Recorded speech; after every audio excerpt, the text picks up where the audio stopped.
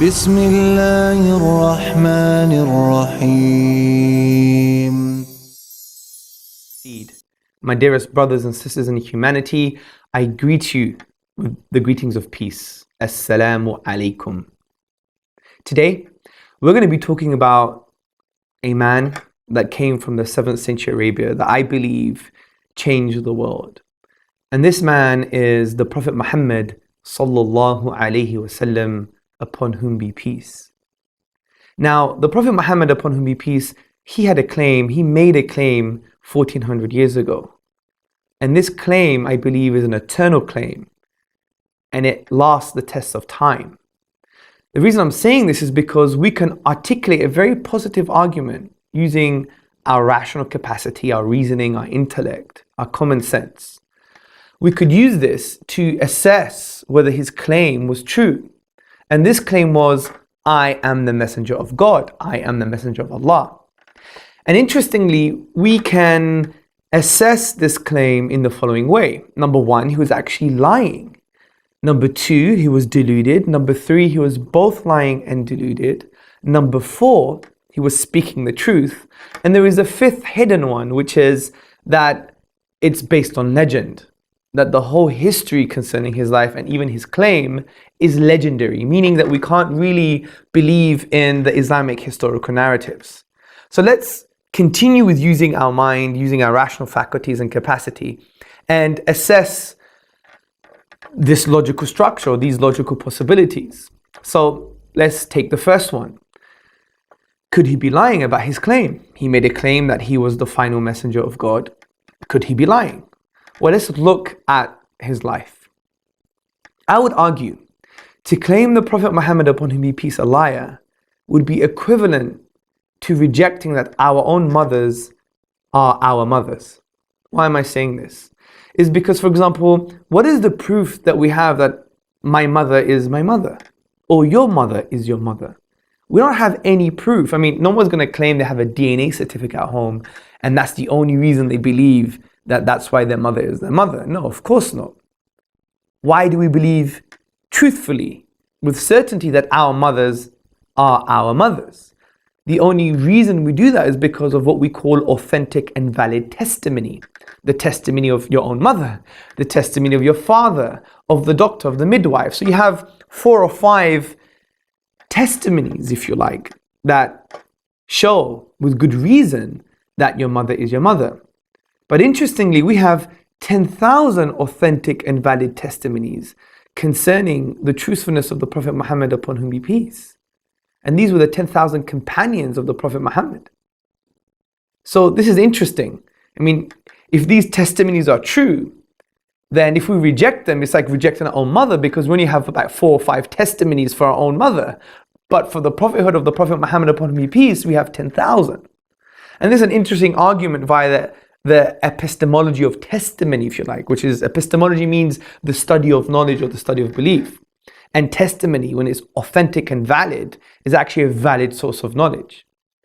But there is a greater argument against claiming that the Prophet Muhammad, upon whom be peace, is a liar, which is, to claim he's a liar would be to claim that no one has ever spoken the truth, because the psychological profile of the Prophet Muhammad, upon whom be peace, is not in line with the profile of a liar. I studied psychology at university, and when you look at the life of Muhammad as a man, you would see that it's impossible to claim he was a liar. Why? Because he had a simple message. His simple message was, La ilaha illallah, which basically means there is no deity worthy of worship but the deity. Allah, al-ilah, the deity. And he wanted to announce this to mankind regardless of context. I mean, he was offered riches, power, women, money, everything. And he rejected it just for the message. He was tortured. His companions were tortured and killed. He was so hungry when he was boycotted from his beloved city, Mecca, that he was tying 2 stones to his stomach. He traveled to a town in Arabia called Taif. And he told them, just worship the one true God. And children of the town would stone him for hours. and the blood was running down his legs, where the historians and the scholars say that his sandals were stuck to the sand. He made all of these sacrifices just for a simple message of La ilaha illallah.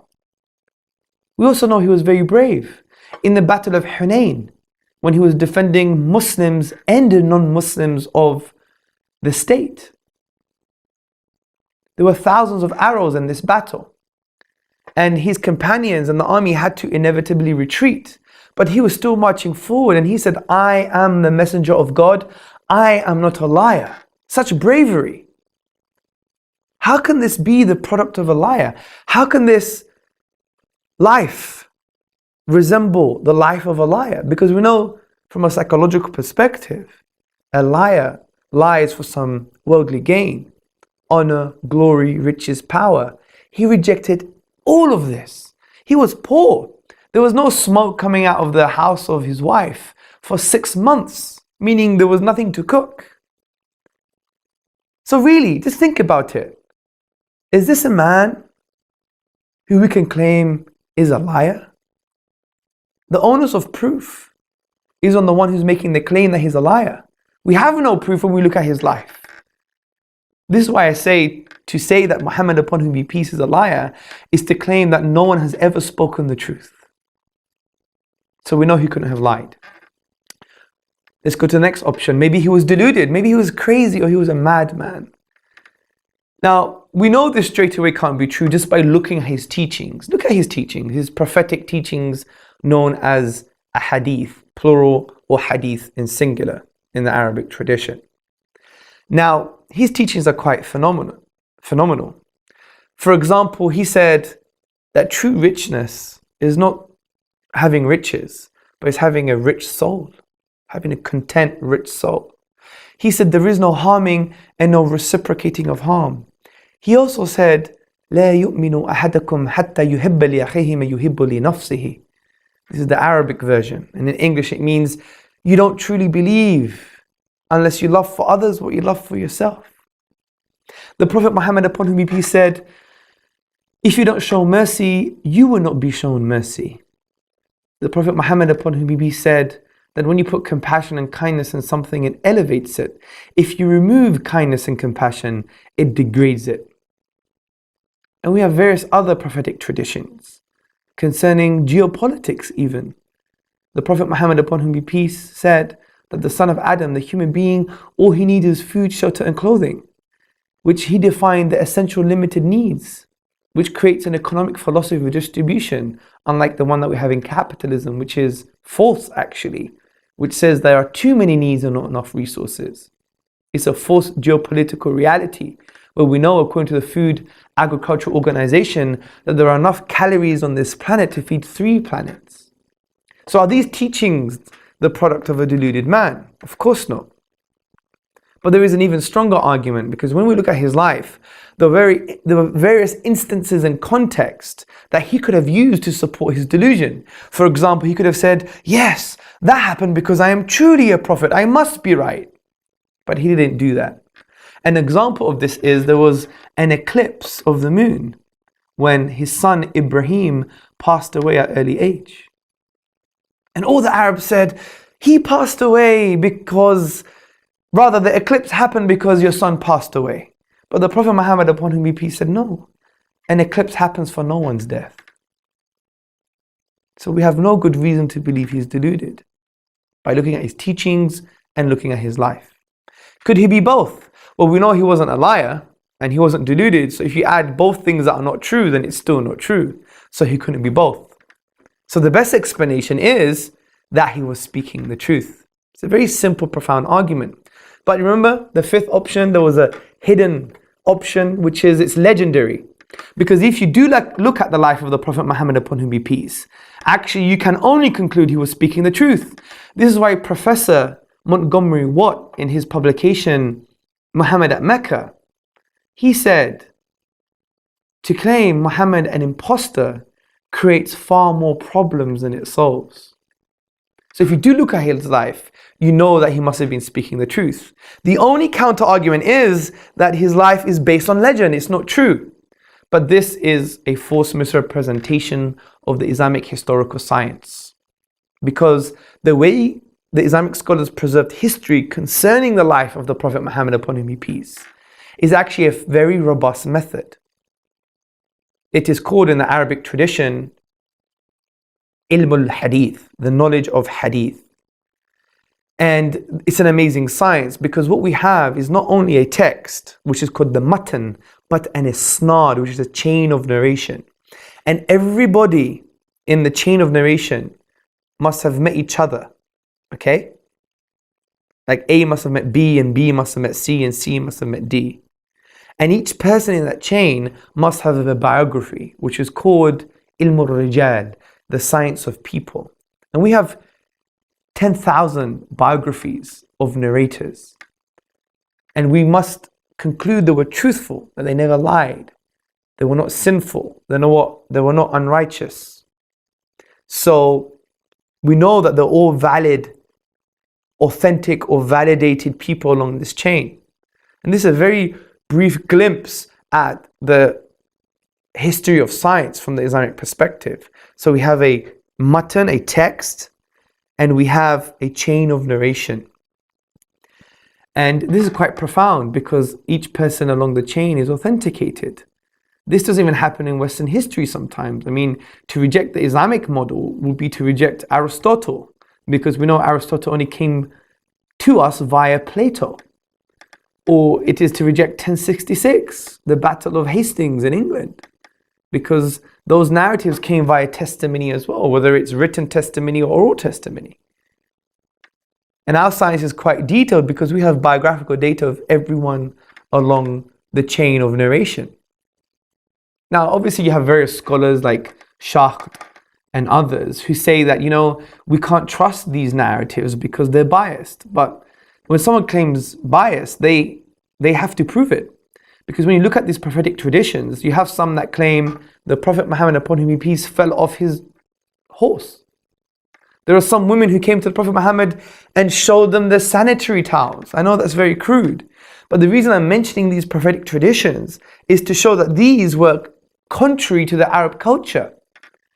So for you to claim bias, you need to prove bias, because these traditions go contrary to the Arab culture at that time. So the bias claim is not a valid claim. There's also another claim, according to Shacht, the Orientalist, and he says, well, we don't have early isnads or early prophetic traditions recorded textually. This is actually false. We have various compilations in the very early period of Islam. Now, obviously, this is a big topic, but I just want to show the robust nature of the way we record our history. And to reject our history is the equivalent of rejecting the Battle of Hastings, the existence of Aristotle. So we've dealt with this contention, therefore we can still claim that the Prophet Muhammad, upon whom be peace, was actually speaking the truth. My dearest brothers and sisters in humanity, peace be with you. Today I'm going to be talking about a miracle of the Qur'an. It's a very special miracle, and it is the linguistic and literary miracle of the Quranic discourse. Now, before I get into that, I really want to discuss what do we mean by a miracle, because traditionally in Western philosophy, if we read the likes of David Hume, he actually talked about a miracle in the following way, and he said it is a breaking of a natural law. And he actually had a contention to this, because he said, look, natural laws are what? They're just patterns that we perceive in the universe. There are inductive generalizations of patterns we perceive in the universe. We take a particular set of pattern, or of the pattern, we assume it's always going to be the same. And therefore, if something breaks that pattern, does it really mean it's a miracle? No, it doesn't. It's very incoherent, isn't it? Because maybe it's an exception to the pattern, or we haven't been looking hard enough. So the point is, it's an incoherent perspective of what miracles are. I think from the Islamic philosophical perspective, the following definition of a miracle is far more coherent. Now, in Islam, we describe a miracle as an act of impossibility. Now, what we mean by impossibility is not in formal logic. What we mean is that we can't find a natural explanation when we exhaust all natural explanations for a particular event. Let me give you an example. The Qur'an talks about Moses, Musa alayhi salam, upon whom be peace. And this is similar to the other traditions like Christianity, that Moses spoke to the Pharaoh. And in the Quranic narrative, Moses threw down his staff. He was told to throw down a wooden staff, and it turned into a snake, and it ate other snakes, the illusory products of the magicians at that time. Now, interestingly, this is actually a miracle because it's an act of impossibility. It has nothing to do with breaking natural law per se. It's more of, we can't actually explain it in a natural way, because you take a wooden staff, and no matter what you do to the wooden staff, which is an inanimate object, it will never become animated like a snake. It is impossible. No matter what we do with the natural environment or the natural thing, which we now call the staff, if we cut it, slice it, put lemon on it, whatever the case may be, whatever we do, it will never turn into a snake, ever. If we exhaust all possibilities, it will never turn into a snake. So this is an act of impossibility. We can't find a natural explanation, so it's a sign to the divine, it's a sign to the supernatural. This is a far more coherent way of looking at miracles. So, the Qur'an is a linguistic miracle. Now, why am I saying this? Because the Qur'an is an act of impossibility. Because when we go to the finite letters in the Arabic language, 28 letters in the Arabic language, the finite classical words, the finite grammatical rules, we exhaust all combinations, we cannot produce the unique literary form of the Qur'an. We can't. Now, this whole argument actually stems from the Qur'an itself. For example, in Surah Baqarah, chapter the cow, which is the second chapter, in the 23rd verse, the Qur'an says, وَإِن كُنْتُمْ فِي رَيْبٍ مِمَّا نَزَلْنَا عَلَىٰ عَبْدِنَا فَأْتُوا بِسُورَةٍ مِّن مِثْلِهِ وَادْعُوا شُهَدَاءَكُم مِّن دُونِ اللَّهِ إِن كُنْتُمْ صَادِقِينَ.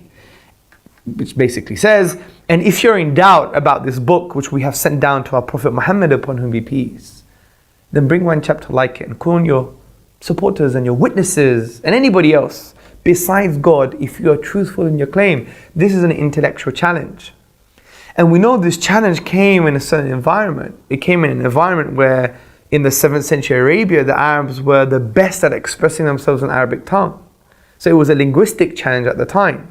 This is why the various scholars, Eastern and Western scholars, appreciate that this is a linguistic and literary challenge to the best people who could express themselves in the Arabic tongue. And we know this historically. The famous Arab historian Ibn Rashid, he states that essentially at the time of Arabia in the 7th century, they would only celebrate on two things: the birth of a boy and when a poet rose amongst them, because there was a socialization that the expression of language, the classical Arabic, was like, you're like a president, or you're like one of the top guys in society. So the Qur'an came to challenge the people who are best placed to try and even bring that challenge, because it was an environment where scholars call them Arabic linguists par excellence, the best. So the Qur'an came to challenge them, and these people failed.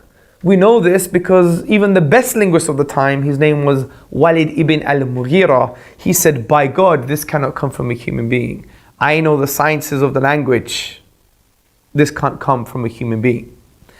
Now, what is it that makes the Qur'an unique from this perspective? Now, there's no point going into too much detail because many of you probably don't even speak Arabic. But to talk about this, we could basically say in a very basic way that the Qur'an de-scopes the Arabic language, because generally in the Arabic language there are certain literary forms. We have saja, which is rhyme prose. We have mursal, which is straightforward speech. We have poetry, which has 16 rhythmical patterns based upon the length of syllables, which are called the al-bihar. And we have a style called maqama. Maqama is a combination of prose and poetry. But the Qur'an de-scopes any of these. It de-scopes them, because the Qur'an is not poetry. You can't take any chapter and the totality of each chapter corresponding to any of the al-bihar, the rhythmical patterns of poetry. We know it's not maqama because in maqama there is a distinct difference between its use of prose and poetry. It doesn't intermingle, whereas the Qur'an has this unique intermingling. If we read the works of Professor A.J. Arbery, he said the Qur'an is a unique fusion of prose and poetry. Also, we know it's not straightforward speech because the Qur'an is full of embellishments, full of rhetoric and eloquence and rhythm. And also we know it's not saj'a, it's not rhyme prose, because rhyme prose is quite defined. If we read the works of Devin J. Stewart, the Arabist and the scholar, he writes in the Encyclopedia of the Qur'an and in other places that rhyme prose is defined by having an end rhyme, by having an accent-based rhythmical pattern. The pattern is based on the stress, just like nursery rhymes. Ba, ba, black sheep, have you any wool? That's an accent-based rhythmical pattern rather than it based on the syllable. And also the definition of rhyme prose has a concentrated use of rhetorical devices. Now, the Qur'an transcends this because it has far more rhetorical devices than any other known form of rhyme prose. And it descopes structurally various features of rhyme prose. So it's a unique piece of literature. It's a unique literary form. This is why we have the likes of Professor Bruce Lawrence from Duke University in his book, The Qur'an, a Biography, on page number 8. He says, Quranic verses as tangible signs are expressive of an inexhaustible truth. They signify meaning laid within meaning, light upon light, miracle after miracle. We have Professor Martin Zamet from the Netherlands. He said, notwithstanding pre-Islamic poetry, the Qur'an is the most eminent written manifestation of the Arabic language.